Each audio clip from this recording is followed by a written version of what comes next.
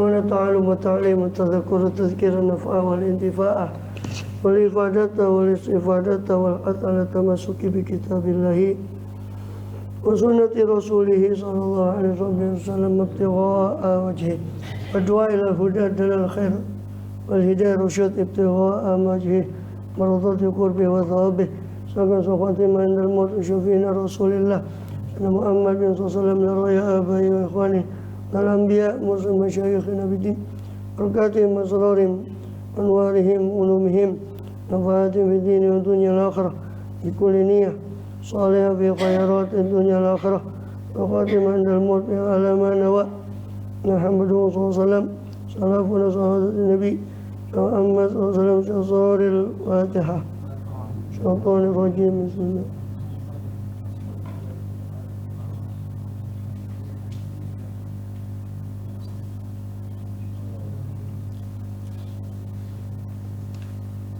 بسم الله الرحمن الرحيم الحمد لله رب العالمين وبه نستعين على أمور الدنيا والدين الصلاة والسلام على أشرف الأنبياء والمرسلين سيدنا نبينا حبيبنا شفيعنا وقرة أعيننا محمد وعلى آله وصحبه أجمعين وعلى جميع التابعين لهم بإحسان الدين وعلينا معهم برحمتك يا أرحم الراحمين أما بعد بسم الله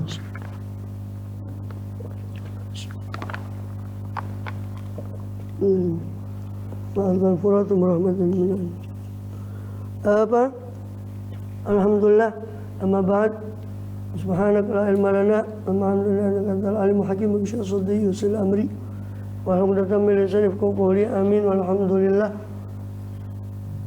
Alhamdulillah Allah SWT masih berkenan melimpahkan nikmat karunia-Nya pada kita semua, bil khusus nikmat iman Islam, sehat walafiat, sehingga dengan itu kita masih diizinkan oleh Allah SWT untuk melakukan segala aktivitas kegiatan kita, bil khusus dalam rangka menunaikan tugas utama kita dalam kehidupan dunia ini, yang beribadah pada Allah SWT. Kemudian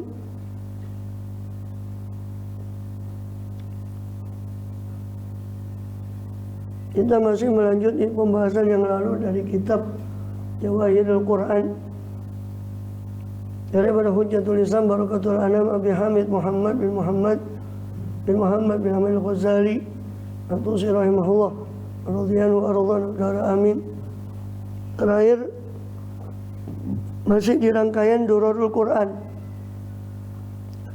ayat-ayat Durarul Quran, ayat mutiara dalam Quran, itu ayat-ayat berkenaan dengan gimana menyembah kepada Allah SWT atau jalan menuju Allah yang sudah dikenali melalui ayat-ayat Jawahirul Quran tentang ma'rifatullah.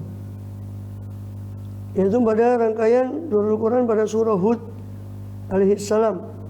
Setelah kita sudah menyelesaikan di surah Yunus alaihissalam, kita masuk di rangkaian Durarul Quran di surah Hud alaihissalam. Dan surah Hud Makkiyah, kecuali aqimis shalat wa tarafayn nahari wa zulfa minal lail innal hasanati yudhibun sayyi'at, dari dzikrul dzakirin itu Madaniyah, kalian itu Makkiyah. Dan di itu surat Hud ayat 114 itu ya, aqimis shalat wa tarafayn nahar. Di Musnad Darimi dari Ka'ab diriwayatkan bahwa Rasulullah SAW pernah bersabda, "Iqra'u surat Hud yaumal Jumu'ah." Bacalah surat Hud pada hari Jumu'ah. Di Bidayatul Hidayah atau di syarahnya Bidayatul Hidayah itu ada juga di Ihya ya, disebutkan anjuran untuk membaca surah Hud hari Jumat, Ali Imran, Al-An'am, Hud, Toha. Kalau tidak bisa, atau kalau bisa bahkan digabung Yasin, Dukhan, Tabarok, sama Alif Lam Mim Sajdah. Yasin, Alif Lam Mim Sajdah, Dukhan, Tabarok. Kalau bisa dua-duanya. Bahkan dianjurkan di Ihya itu untuk dilakukan, dibaca empat surat itu di dalam sholat. Kalau enggak ya dibaca saja sholatnya sendiri. Kalau enggak bisa baca Quran di hari Jumat itu, maka sholat 4 rakaat dengan kulhu 50 kali setiap rakaatnya, seperti di bidayah. Sehingga totalnya 4 rakaat 200 kulhu. Itu diantara amalia di hari Jumat, seperti riwayat oleh Imam Daruqutni di Ghoraibu Malik, di kitabnya Daruqutni Ghoraibu Malik, diriwayatkan siapa yang dakhala jami', masuk di masjid jami' hari Jumat, terus dia sholat 4 rakaat, baca 50 kali, setelah Fatihah dia rakaatnya 50 kali kulhu, 4 rakaat, maka tidak akan meninggal dunia sampai kecuali diperlihatkan tempatnya di surga atau dilihatkan untuk dia melihat atau dilihatkan oleh orang untuk dia. Ro'a maka manzil fil jannah aw ru'iyah lahu. Itu bagi yang tidak bisa baca Quran.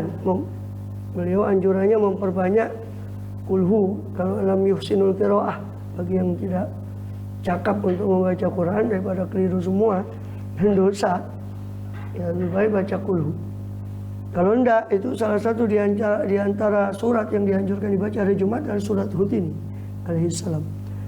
Selain Hud itu Ali Imran, An'am, Hud, sama Toha.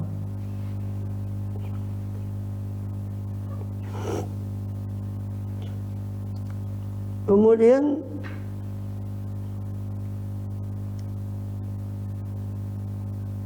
dikatakan juga bahwa dalam riwayat Tirmidzi bahwa Abdullah bin Abbas berkata bahwa Abu Bakar radhiyallahu anhu pernah berkata, "Ya Rasulullah, shibta." "Ya Rasulullah, kau sudah beruban." Qala, bersabda Rasulullah SAW, "Syayyabatni Hudun wal waqi'ah wal mursalat wa amma yatasalun wa yatashamsu kuwirat." Di riwayat yang lain, "Syayyabatni Hudun wa akhawatuha." Kata ketika dibilang oleh Sayyidina Abu Bakar Siddiq radhiyallahu anhu, "Ya Rasulullah, shibta, kau sudah beruban." "Na'am, iya." Yang membuat saya beruban adalah surat Hud, surat Waqi'ah, surat Wal Mursalat, surat Amma Yatasaalun, surat Idza Syamsu Kuwirat. Nah, kita judulnya beruban juga, cuma mikirin utang itu masalah. Iya. Jadi Rasulullah itu berubannya tuh gara-gara Quran. Kenapa? Karena surat Hud ini banyak menceritakan kebinasaan kaum-kaum sebelum beliau SAW, kaum, ya kan, sebenarnya nanti kalau kita memperhatikan di surat Hud itu ada di mana kaum Ad, kaum Nabi Nuh alaihissalam, banjirnya dan seterusnya. Itu memikirkan tentang azab Allah, memikirkan tentang kaum-kaum terdahulu, belum lagi memikirkan umatnya. Nah, di situ membuat beliau itu beruban. Makanya beliau mengatakan syayyabatni Hud, yang membuat saya beruban adalah Hud, Waqi'ah. Dan Waqi'ah itu adalah tentang kiamat, tentang ya, Mursalat juga begitu. Ya, tentang kiamat, Amma Yatasaalun, Yatashamsu Kuwirat juga tentang kiamat. Itu yang membuat saya beruban, kata Rasulullah. Ya. Juga di Nawadirul Usul riwayatnya hampir sama dengan itu dari Abi Juhaifah. Sahabat berkata, "Ya Rasulullah, naraka qad syibta." Kami melihat jenengan kok sudah beruban. Qala syayyabatni Hudun wa akhwatuha. Yang membuat saya beruban adalah Hud dan saudari-saudarinya. Ini surat yang semacam surat Hud itu, Hud dan saudarinya. Kemudian kenapa? Karena surat itu berisi azab Allah kepada kaum terdahulu, tentang kiamat. Itu apalagi bagi yang merenung ya, atau bagi beliau SAW yang makin tinggi kualitasnya, para ulia itu makin takut, bukan mereka makin aman. Ketika membaca surat-surat seperti itu, maka makin faza, ada timbul rasa takut. Dan rasa takut ini membuat tercengang daripada jiwa.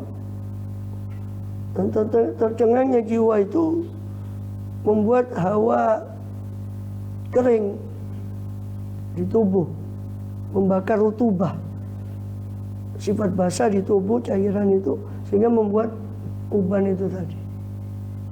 Katanya begitu, Allahu a'lam bishawab. Ya, prosesnya begitu.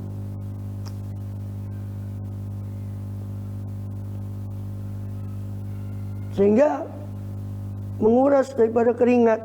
Orang takut itu mengurus keringat, maka rutubah itu keluar, sehingga menjadi kering sumber daripada rambut itu, sehingga menjadi uban. Allahu a'lam. Sebagaimana ibarat tanaman, ketika kering itu kan jadi kecoklatan. Maka rambut pun begitu. Allahu a'lam bishawab. Dan itu Allah abadikan di Quran, ya kan? Yauma yaj'alul wildan shiba. Hari di mana bisa membuat anak kecil menjadi beruban, hari kiamat. Yauma yaj'alul wildana shiba. As-sama'u munfatirum bih. Langit hari itu terbelah. Ya. Jadi kita minta selamat, amin ya rabbal alamin. Hari di mana bisa membuat anak kecil itu menjadi beruban. Yauma yaj'alul wildana shiba. Seperti di Muzammil ayat 17. Kemudian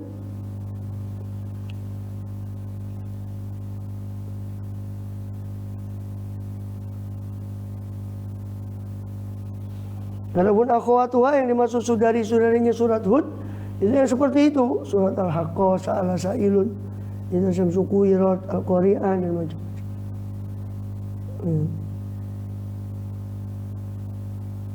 Kemudian ada lagi yang mengatakan bahwa yang membuat beliau beruban itu katanya adalah surat Hud ayat 112. Fastaqim kama umirta. Luruslah engkau ya Muhammad sebagaimana kau diperintahkan. Istiqomahlah kau soalnya kau diperintahkan. Itu perintah yang berat untuk istiqomah. Kemudian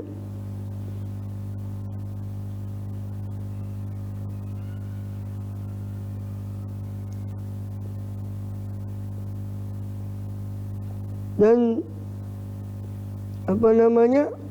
sebagian riwayat itu seorang tabi'in Yazid bin Aban radhiyallahu anhu pernah melihat Rasulullah SAW dalam mimpi. Saya melihat Rasulullah SAW dalam mimpi saya, maka saya membaca kepada beliau surat Hud sampai hatam. Maka Rasulullah SAW bersabda kepada saya, ini Yazid bin Aban, wahai Yazid, ya Yazid, hadil qira'ah fa'inal buka. Itu yang barusan kau baca itu bacaan mana, dan mana tangisanmu atas bacaan itu. Kemudian jadi sayyibatni Hud wa akhwatuha. Dan riwayat Tabrani, Hud wa akhwatuha itu yakni Hud wa akhwatuha al-waqi'ah wal haqqah wa idza syamsu kuwirat. Surat Waqiah dengan surat Al-Haqqah juga surat idza syamsu, itu saudari-saudarinya Hud alaihissalam.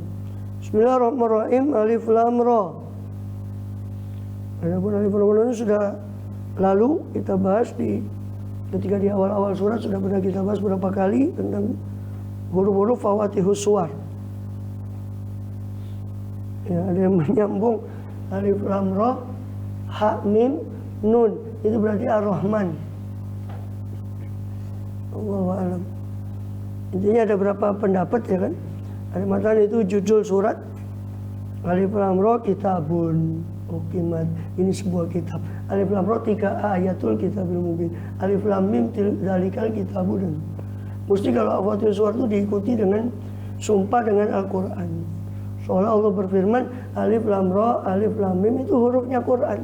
Kamu kan orang Arab, huruf itu kan kamu kenal. Coba kamu buat macam itu, kalau memang kamu mampu. Seolah ada sebagian menafsirkan. Al-Muzammil itu nama surat atau kependekan dari sesuatu atau kependekan dari nama-nama Allah. Alif, Lam, Ra dan seterusnya. Al-Latif atau Ar-Rahman, Ar-Rahim. Ra. Kemudian tilka uqimat ayatuhu. Kitabun uqimat ayatuhu. Ay hadhihi kitabun. Hadza kitabun.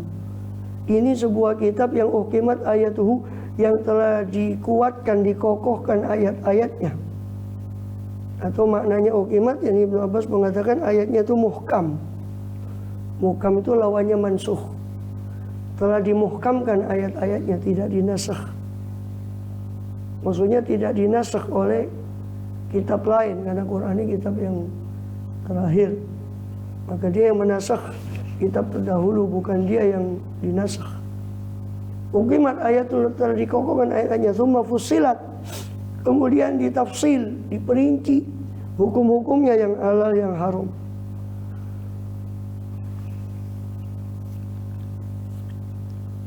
Dan dia mengatakan uqimat dalam arti dikokohkan dengan perintah dan larangan. Fussilat dijelaskan dengan janji baik dan janji buruk atau ancaman bagi yang taat dan bagi yang durhaka. Uqimat ini kokoh. Sebagian mengatakan uqimat itu maknanya kokoh, dalam arti tidak ada pertentangan satu ayat dengan ayat yang lain. Afala yatadabbaruna al-Qur'an walau kana min indi ghairillahi lawajadu fihi ikhtilafan katsiran. Tidakkah mereka itu merenungi Al-Quran, seandainya dia dari selain Allah, seandainya Quran itu dari selain Allah, pasti akan kalian dapati ikhtilaf, perbedaan yang banyak di Quran. Tapi itu tidak didapati. Uqimat ayatuhu. Summa fussilat. Bagian mengatakan fussilat itu artinya dari fasola yafsilu, artinya dipisah, dijeda. Maksudnya turun sedikit demi sedikit. Min ladun hakimin khabir. Dimuhkamkan dan ditafsilkan, diperinci ayat itu dari sisi ladun, dari sisi hakimin khabir, zat yang maha bijaksana lagi maha teliti. Lagi maha teliti.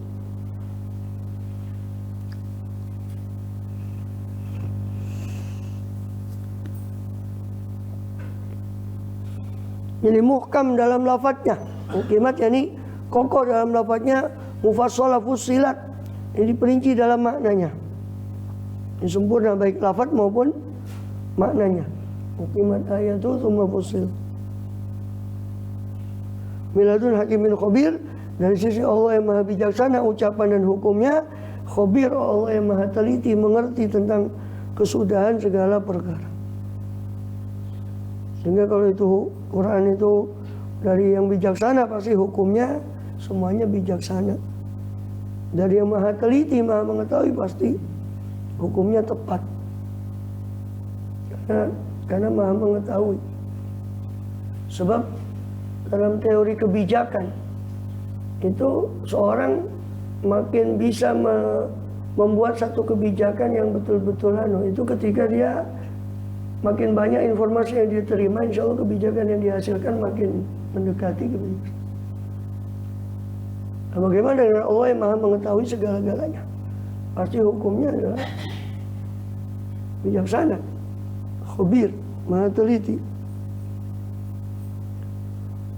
Alla ta'budu illallah.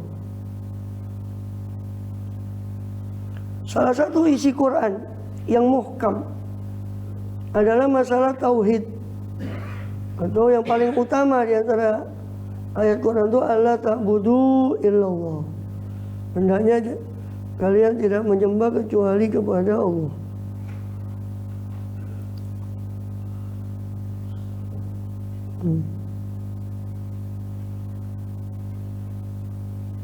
Alla ta'budu illallah. Hendaknya kalian tidak menyembah kecuali kepada Allah. Innani lakum minhu nadhirun wa basyir. Sesungguhnya aku bagi kalian dari minhu, dari Allah itu adalah nadhirun. Aku adalah pemberi peringatan terhadap azabnya bagi orang yang durhaka padanya. Wa basyir, dan aku pemberi kabar gembira dari ridho Allah dan surga bagi orang yang taat kepadanya.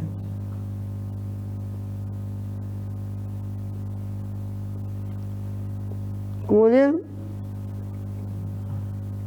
atau nazir, memberi ancaman daripada menyembah kepada selain Allah. Bagaimana Allah bilang yuhadzirukumullahu nafsah, dan Allah memberi peringatan terhadap zatnya sendiri, terhadap dahsyatnya azab dari dia.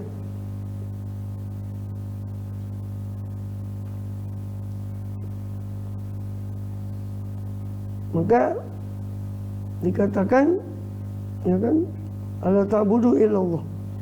Dan semua para nabi misi utamanya itu. Karena firman-Nya surah Anbiya, "Wa marsalna min qablika min rasulin illa nuhi ilaihi annahu la ilaha illa ana fa'budun." Wa marsalna qablika, dan tidaklah kami utus sebelum engkau ya Muhammad min rasul, daripada seorang rasul pun, illa nuhi ilaihi, kecuali kami wahyukan pada rasul itu annahu la ilaha illa ana, bahwasanya tidak ada Tuhan selain aku, fa'buduni, maka sembahlah oleh kalian aku, akan daku. Semua. Ya. Untuk baca di Quran, ya kan? Wala adina qaum huda. Ya, pada kaum Ad ada sudah mereka Hud, alla ta'budu illallah. Semua para rasul. Nama dia kaum Salihah, mereka mengatakan alla ta'budu illallah. Ya kan? Jangan menyembah kecuali kepada Allah. Semua para rasul. Ya, semua para rasul mengajarkan tauhid. Jangan kalian menyembah kecuali kepada Allah. Ya kan? Kecuali kepada Allah. Alla ta'budu illallah.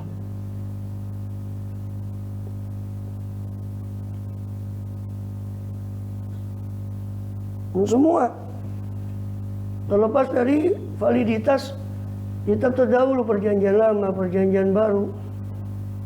Nabi Musa di perjanjian lama itu mereka mengatakan alla ta'budallah. Aku adalah aku, wahai Musa. Innani anallah. Itu masih ada secara harfiah di kitab mereka. Innani anallah, ya syar, ya innani anallah. Sesungguhnya aku adalah aku. Asyar, Nabi Isa pun di Injil kanonik mengatakan ketika ditanya apa ajaran yang utama, Nabi Isa merujuk ke perkataan Nabi Musa, Sema Yisrael, dengarkan wahai Israel. Adapun pensyirikan yang dilakukan oleh mereka yang mengaku Nasoro, kenapa? Sumbernya adalah karena, ya silakan dirujuk di kitab sejarah Bible mereka, bukan kata kita. Nanti dibilang orang Islam yang buat-buat, tidak. Ahli mereka sendiri yang mengatakan bahwa sumber perjanjian baru itu, perjanjian baru itu dari terjemah bahasa Yunani. Mereka tidak punya daripada salinan bahasa aslinya, kecuali yang ditemukan terakhir tahun 1947-48 di Qumran di Palestina. Naskah itu masih disimpan rapat sama mereka, itu dalam bahasa asli. Sekte SNS, salah satu sekte Nasoro yang paling tua zaman Yahya, bahkan ditengarai, dan itu pengikut Yahya alaihissalam juga pengikut Isa di Gua Qumran ini. Dan juga di Naqhamadi di Mesir, itu dalam bahasa asli. Tapi mereka tidak punya akses bahasa itu. Bahasa Ibrani sekarang beda dengan Ibrani yang lain dengan bahasa Arab. Sekarang orang masih bisa belajar bahasa Arab ini dan bisa menerjemah kalau mau belajar. Bisa bahasa Quran. Mereka tidak punya. Satu-satunya naskah sumber mereka adalah Septuaginta. Yang itu silakan cari di Google apa Septuaginta itu, dan di sumber-sumber mereka. Itu naskah terjemahan ke bahasa Yunani. Yaitu waktu orang Yunani menyerang ke Palestina. Dan perlu diketahui Yunani, Romawi itu politeisme. Dan itu bukan hanya agama, merasuk ke bahasa. Sehingga kata abdun, mereka tidak mengenal abdun. Mereka tidak mengenal namanya monoteisme, karena dari dulu Yunani, silakan dirujuk ke sejarah Yunani dan sejarah Romawi, dari dulu politeisme. Mereka hanya mengenal dewa. Abdun itu dalam bahasa mereka pius. Pius itu anak atau hamba. Nah, kemudian yang mungkin hamba itu diterjemahkan jadi anak, sehingga bapak dan anak itu terambil dari terjemahan dari bahasa Septuaginta. Bahasa aslinya tidak. Dalam bahasa Ibrani, bahasanya yang asli. Ya, adapun ya yang tahu itu cuma dari serpian-serpian. Kalau yang menguasai hampir boleh katakan tidak ada. Yang Ibrani kuno. Sehingga dari situ kenapa kok di Bible sekarang antum mendapati gaya bahasa yang jauh sekali dari monoteisme. Bapak, anak. Itu pengaruh dari bahasa Yunani Romawi. Mereka tidak punya salinan aslinya. Mereka terjemahkan dari bahasa itu. Sedangkan itu terpengaruh oleh background Yunani Romawi yang memang politeisme. Itu. Wallahu a'lam bishawab. Kemudian maka syariat yang asli adalah la ilaha illallah. Allah ta'budu illallah. Janganlah kalian menyembah kecuali kepada Allah. Walaqad ba'atsa fi kulli ummatin rasulan an i'budullaha wajtanibut taghut. Surah An-Nahl ayat 36. Sungguh kami telah utus di setiap umat itu seorang utusan, sembahlah Allah dan ijtanibut taghut, jauhilah oleh kalian taghut, segala yang disembah selain Allah. Berhala, syaitan, penyihir, menurut beberapa penafsiran taghut itu, kalimat taghut. Bisa berhala? Iya, bisa. Syaitan atau penyihir atau berhala. Innani lakum minhu nadhirun wa basyir. Sesungguhnya aku adalah nazir dan basyir. Aku adalah pembawa peringatan azab kalau kalian menyelisihi perintah Allah, sekaligus basyir. Aku memberi kabar gembira dengan pahala kalau kalian taat. Ya. Sebagaimana beliau pernah di awal ya di Sahih di Bukhari dan sebagainya, di awal kenabian beliau naik di Bukit Sofa memanggil Butun Quraisy, memanggil kabilah-kabilah Quraisy, ya Bani Abdi Manaf, ya Bani Fulan, Bani Fulan. Beliau naik ke Bukit Sofa, maka kumpul semua itu. Kalau tidak sempat pergi sendiri, mereka mengutus budak atau pembantunya untuk pergi. Ada apa gerangan Muhammad memanggil? Maka beliau berkata, apa? Ya masyarakat Quraisy, araitum law akhbartukum anna khailan tusabbihukum ala musaddiqiyah. Wahai Quraisy, bagaimana pendapat kalian seandainya saya kabarkan bahwa ada sekelompok pasukan berkuda di balik bukit ini akan menyerang kalian besok pagi? Bukankah kalian membenarkan saya? Mereka semua menjawab serentak, iya. Betul ya Muhammad, majarobna alaika kadziban. Kami tidak pernah mengetahui kamu ini dusta. Ini Al-Amin, beliau sosok. Maka beliau langsung mengatakan, qol fa inni nadhirul lakum baina yaday adzabin syadid. Sungguh saya ini memberi peringatan di hadapan kalian nanti ada azab yang pedih. Nah, baru di situ Abu Lahab mengatakan, tabban laka ya Muhammad, alihadza jama'atan. Apa cuma untuk ini kau kumpulkan kami? Atau tabban laka sa'irul yaum. Di riwayat. Maka turun nanti dalam itu tabban yada Nabi Nabi wa tabbat. Wa anistaghfiru rabbakum. Dan istighfarlah. Minta ampunlah kalian pada Tuhan kalian, tsumma tubu ilaih.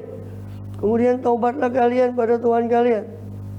Yumatikum mataan hasanan, niscaya Dia akan menyenangkan kalian dengan mataan hasanan, kesenangan yang bagus.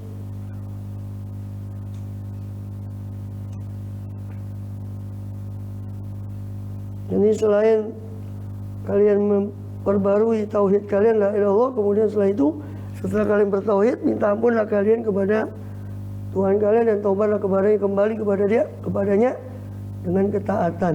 Tubu ilaih, irji'u ilaih bitta'ah. Karena istighfar itu adalah taubat dan taubat itu adalah istighfar. Walaupun ada Mana yang lebih dalam dari taubat itu yaitu penyesalan tadi. Astaghfirullahaladzim tsumma tubu ilaih. Yumatikum matan hasanan. Atau astaghfirullahaladzim maknanya minta ampunlah dari dosa, dari maksiat, kemudian tobatlah kepada Allah setelah kalian istighfar. Karena setelah istighfar diampuni dosanya, maka tobatlah kembali dengan amalan yang baru, musta'naf. Matan hasanan yakni kehidupan yang bagus, kehidupan yang baik. Sebagian menafsirkan yang dimaksud kehidupan yang baik itu ridho dengan apa yang Allah berikan dan sabar atas apa yang sudah Allah tentukan, itu kehidupan yang baik. Bukan berarti kaya. Kaya kan nanti semua menuntut, mana katanya yumatikum mataan hasanah. Kalau begitu ya yang paling kaya adalah Rasulullah SAW. Ila ajalin musamma, Allah beri kalian mataan hasanan, kesenangan yang bagus, kehidupan yang baik, sampai batas waktu yang ditentukan. Maksudnya ilahinil maut, sampai kematian, batas waktu yang ditentukan, ini ajal. Wa yu'ti kulladzi fadlin fadlah, dan Allah akan memberikan wa yu'ti kulladzi fadlin fadlah, Allah akan memberikan kepada setiap orang yang memiliki keutamaan akan keutamaannya. Maksudnya setiap orang yang punya amal soleh di dunia, Allah beri pahalanya, ganjarannya di dunia dan pahalanya di akhirat. Atau maknanya Abu Aliyah mengatakan siapa yang kathurat ta'atuh, banyak ketaatannya di dunia, bertambah derajatnya di akhirat, karena derajat itu berdasarkan amal. Berdasarkan firman Allah, walikullin darajatum mimma amilu. Bagi setiap orang ada derajat dari apa yang mereka perbuat. Yang mudah-mudahan kita termasuk, amin ya rabbal alamin. Ibnu Abbas menafsirkan ayat ini wa yu'ti kulladzi fadlin fadlah, artinya orang yang berlebih kebaikannya atas keburukannya dia dakhulal jannah, masuk surga. Dan orang yang berlebih naudzubillah kejelekannya atas kebaikannya dakhulan nar, masuk neraka. Dan orang yang sama antara kebaikan dan keburukannya, dia termasuk ashabul a'raf. Dia akan tinggal di a'raf, di tempat antara surga dan neraka, walaupun endingnya nanti akan dimasukkan ke surga. Dan ya bukan manzilah bainal manzilah, dan a'raf itu di jannah. Kalau manzilah bainal manzilah kan antara neraka enggak, surga enggak. Itu karangannya Mu'tazilah, manzilah bainal manzilah. Enggak. Dan a'raf itu kedua, itu pertama bahwa a'raf itu bagian minal jannah, cuma di dinding surga, sehingga dia karena di pinggir surga dia masih bisa melihat lucu surat Al-A'raf, dia melihat ke penghuni neraka itu, melihat siksaannya. Qala ashabul a'rafi bil a'rafi jalun wal a'rafi jalun yarifun kullu muslimah. Ya. Apa namanya? Di a'raf itu termasuk di surga. Itu pertama. A'raf itu termasuk jannah, bukan tempat lain dari jannah. Dia jannah cuma di pinggir, belum masuk surga betulan, masih di emperannya, pinggirnya. Nggak bisa dikatakan masih benar. Kedua, a'raf itu tidak selamanya. A'raf itu nanti akan hilang. Pada satu masa yang dikehendaki oleh Allah, semua ashabul a'raf dimasukkan ke surga juga. Cuma kan kalau yang langsung dimasukkan ke surga kan protes yang beramal. Yang masuk a'raf itu apa? Rujuk lagi di tafsir Khazin di surat Al-A'raf itu banyak ada disebut berapa kelompok yang masuk di a'raf. Di antaranya orang jihad tapi masih punya utang, punya tanggungan. Itu di a'raf dulu, gak langsung masuk surga. Sampai masa waktu tertentu habis baru masukkan ke surga. Orang yang mati kecil, anak mati kecil, gak punya amal, mau dimasuk surga amalnya belum ada, mau dimasukkan neraka, wong dia tidak berdosa, maka dimasukkan a'raf. Orang yang sama antara amal kebaikan dan keburukannya, itu masuk di a'raf. kan gitu. Nah, ya waiting list lah. Allahu a'lam. Ya. Kalau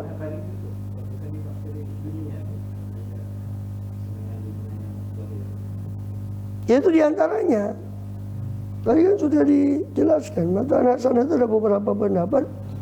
Sebagian pendapat itu Allah berikan sebagian dari hasil amal baiknya itu di dunia. Dan pahala tetap di akhirat. Dan sudah kita singgung juga ketika membahas apa namanya, ala inna awliya Allah itu lahumul busyra. Di antara busyra itu sudah kita singgung waktu dibahas kemarin. Di menurut hadis Rasulullah SAW, busyra itu adalah, di antara busyra itu adalah ujian. Ya, ketika ditanya, ya Rasul, kita dapat berbuat amal baik di dunia terus dipuji orang, gimana? Zalika ajilu busyral mu'min. Itu kata Rasul, itu dipercepat, sebagian yang dipercepat dari kabar gembiranya orang mukmin di dunia. Tapi bukan melulu itu. Tadi kan sudah dijelaskan. Kurang kopinya mungkin tadi ini. Sudah dijelaskan. Termasuk mati kematian rasanya dua. Di dunia mendapat sebagian persekotnya berupa pujian orang, pada asal dengan syarat dia tidak tertipu, tidak ujub dengan apa yang mereka dapat di dunia itu.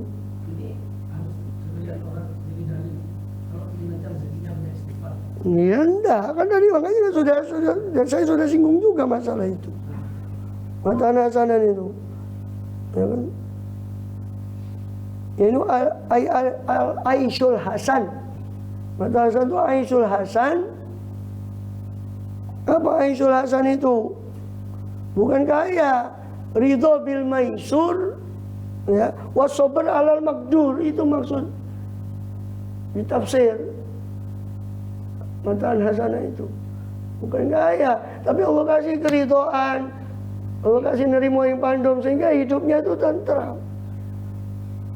Walakin ghina nafas itu yang Allah kasih, bukan ghinal arad. Kalau ghinal arad itu Allah beri kepada yang mukmin, yang tidak mukmin semua Allah beri. Terus apa kekhususannya kalau gitu? Apa sama dengan Firaun? Apa kekhususannya kalau sama saja? Tapi kan orang kan tidak mau terima. Mintanya minta ghinal arad, bukan ghina nafas. Tidak, saya tidak mau kaya jiwa. Atau mau dua-duanya kaya jiwa ya kayak. Iya. Iya.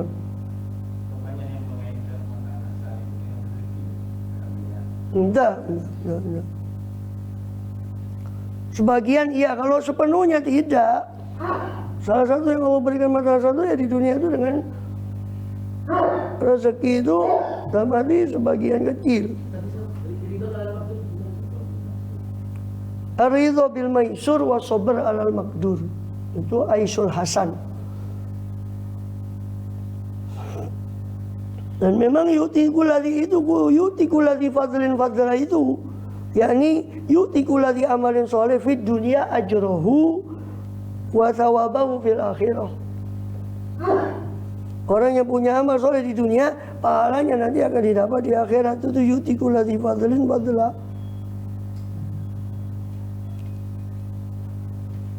Wa in tawallau fa inni akhafu alaikum adzab yaumin kabir. Jika kalian berpaling maka saya khawatir, saya takut pada kalian daripada azabun kabir. Saya khawatir atas kalian azab pada hari yang amat besar, yaitu yaumul qiyamah. Ya, kalau kalian berpaling, saya khawatir pada kalian azab pada hari yang besar. Mataan hasanan ay fid dunya. Ada yang mengatakan ay mataan hasanan fid dunya memang. Cuma kan bukan hanya itu. Sebab kalau mataan hasanan fid dunya itu diartikan melulu materi, terus apa bedanya? Ila ajalin musamma wa yutiku ladzi fadlin fadlah. Ay fi daril akhirah. Di fadlin fadlah itu ada yang menafsirkan itu di akhirat. Mataan hasanan itu fid dunya. Cuma bentuknya tidak disebutkan, ini pokoknya di dunia. Ya. Itu sama dengan mirip dengan Allah man amila sholihan min dzakarin unsa wa mu'minun falanuhyiyannahu hayatan thayyibah. Kami akan hidupkan dia dengan hidup yang thayyib.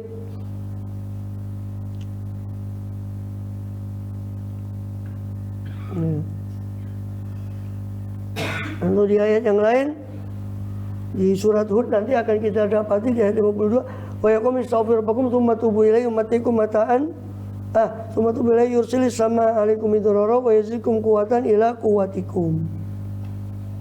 Kami akan utus pada kalian sama midraran, langit dengan derasnya hujan, dan akan kami tambah, Allah akan tambah pada kalian kuatan ila quwatikum, kekuatan pada kekuatan kalian.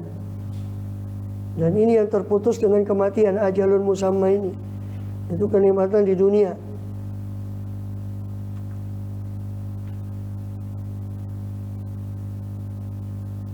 Kemudian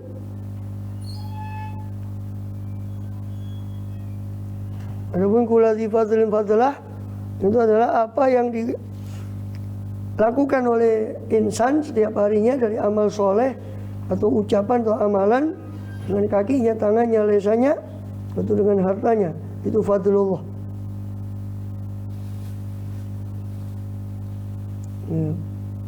Dan itu Allah beri kalau dengan syarat beriman. Dan tawallau, kalau berpaling, maka saya takut pada kalian azab yaumin kabir, azab hari yang besar. Ini dahsyatnya kejadian dahsyat pada hari itu.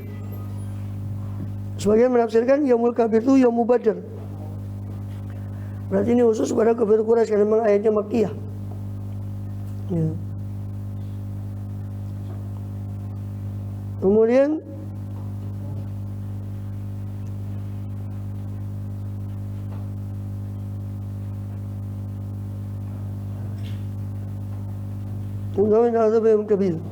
ini ancaman dari Allah bagi orang yang berpaling dari perintah Allah, mendustakan Rasulullah SAW, mendustakan para utusannya, maka azab akan menimpa dia pasti. Ilahi marji'ukum bahwa ala kulli syai'in qadir. Hanya kepada Allah lah marji'ukum, tempat kembalinya kalian, dan dia maha kuasa atas segala sesuatu. Maksudnya maha kuasa untuk memperbuat ihsan pada orang yang dia kehendaki, maha kuasa juga untuk membalas perbuatan orang-orang yang ingkar, dan maha kuasa juga untuk mengembalikan mereka nanti di hari kiamat.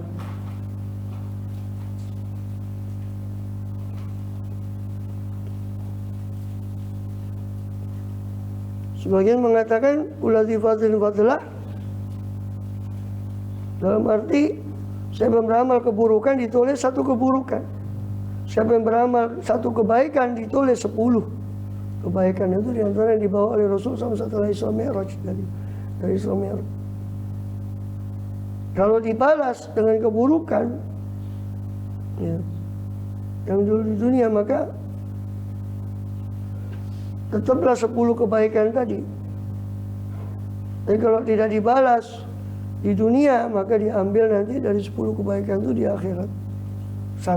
Diambil satu sehingga tersisa 9 di akhirat. Satu dari keburukannya diambil, dari 10 kebaikannya diambil 1.